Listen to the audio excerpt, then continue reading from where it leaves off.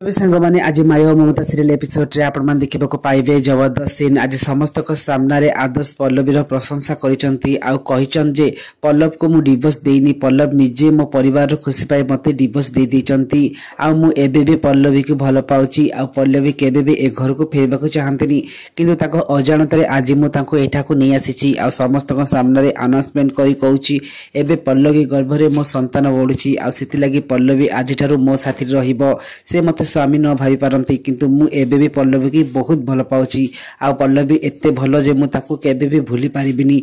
आउ एमिति कोई समस्त को सामने से पल्लवीर प्रशंसा करिवे। एपटे रूपसा रागी जाई कहबे आदर्श तमे से पल्लवीर प्रशंसा सेतिक रे बंद कर, नले सत्य कहूची एठी मु पल्लवीर जीवन नै जिबी। ए कथा सुनी माया आउ सुनला परे माया आउ रूपसा को मां को बड़ झटका लागिची आउ रूपसा कहउचंती एटा केबे भी होबनी। तो फ्रेंड्स आपण मन को कोन लागुची आदर्श कोन पल्लवी को एठी रहिबा को कोई ठीक करचंती आ पल्लवी कोन आदर्श को पाखरे तांको घरे एकाठी रहबा ठीक हबो? जे हां ताले इस बिल कमेंट करिवे।